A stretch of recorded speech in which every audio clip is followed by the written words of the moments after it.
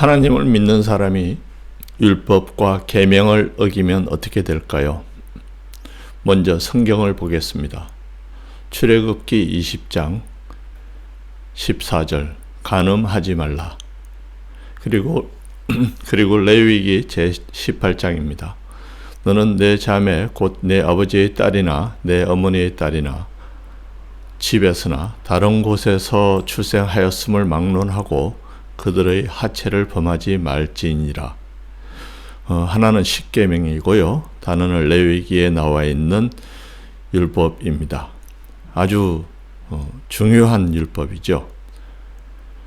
자, 그것을 염두에 두고 우리가 유대교에서 그리고 기독교에서 그 종교의 뿌리와 초석이 되는 인물들을 한번 생각해 봅시다. 그 중에 유명한 인물로 믿음의 조상 아브라함이 있고요. 다음에 이스라엘 12족속의 아버지 야곱이 있습니다. 그리고 유대인이라는 이름의 기원이 된 유다, 야곱의 둘째 아들이었죠. 다윗 왕조를 세운 다윗, 그리고 이스라엘 역사상 가장 크게 영화를 누렸던 솔로몬, 기독교를 믿거나 교회를 몇 번 나가본 사람이라면 또 심지어는 기독교를 믿지 않는 사람이라도 이 사람들의 이름은 다 들어보았을 겁니다.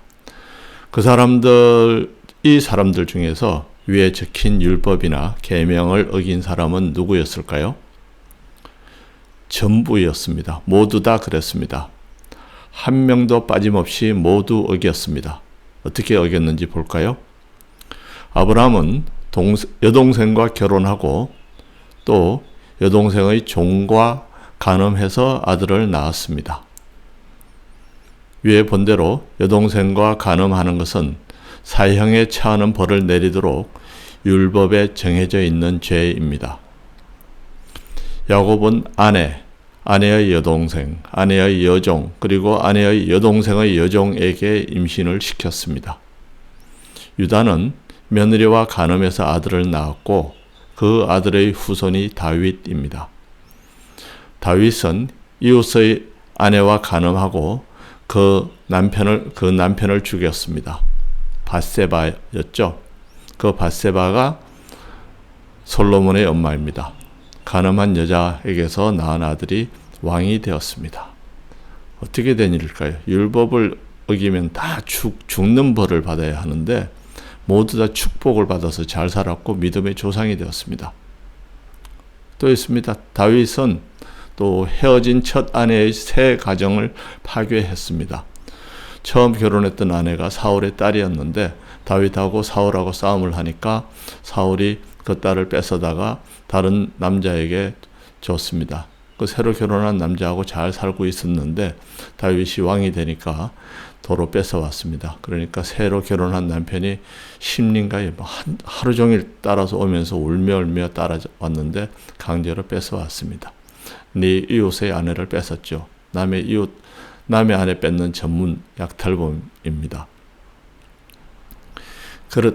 이렇듯이 모두 믿음의 조상이라고 불리는 사람들 모두가 십계명 중 하나인 간음하지 말라는 명령을 어겼습니다. 그러나 위에서 본 대로 그들은 모두 하나님께 큰 복을 받았고 몇천 년 동안 성경에 자랑스러운 이름으로 기록되어 있습니다. 그들에게 공통으로 붙는 이름이 뭔가요? 맞습니다. 믿음의 조상입니다. 율법을 잘 지킨 모범 시민이 아니라 믿음이 좋은 믿음의 조상입니다. 그들은 모두 율법에서 금지한 행동, 죽음의 벌을 받도록 되어 있는 행동을 했는데 죽기는커녕 천수를 누리고 자손들이 잘 되는 복을 누렸습니다. 어찌 그런 일이 생겼을까요? 율법은 쓰레기고 믿음이 순금이기 때문입니다. 다니시는 교회의 목사가 율법을 강조합니까? 11조를 내라고 합니까? 안식일을 거룩하게 지키고 교회에 반드시 출석하라고 합니까? 그들이 요구하는 근거가 무엇입니까? 신명기에 기록된 율법들입니다. 그 율법들을 어기면 어떻게 됩니까? 성경에 확실하게 기록된 증거를 우리는 보았습니다. 율법을 어겨도 아무 처벌도 받지 않습니다.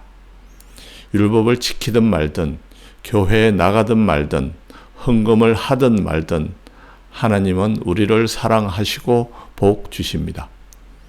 우리가 하나님을 믿기만 하면 우리를 사랑하고 복 주십니다. 믿는다는 것을 우리가 하나님께 어떻게 보여줄 수 있습니까? 가슴을 열어 보여드릴 수 없습니다. 하나님께서 우리 생각을 감찰하실 수 있지만 그렇게 하시는 것을 좋아하시거나 자주 하시지 않습니다. 하나님은 우리와 소통하는 것을 좋아하십니다.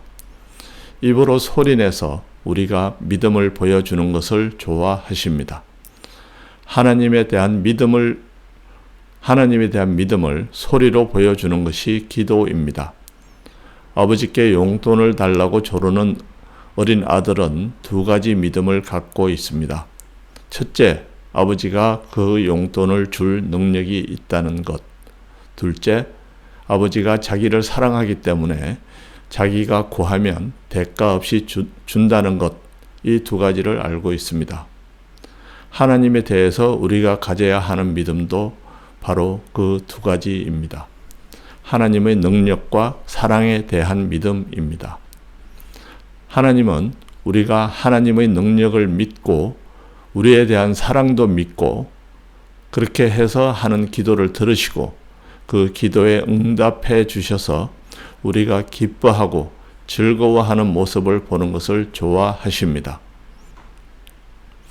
그렇게 해서 우리들이 하나님께서 만들어 놓으신 이 아름다운 세상을 즐겁고 보람차고 만족스럽게 누리면서 인생을 사는 것을 보고 싶어 하십니다. 그러니 우리가 할 일이 무엇일까요?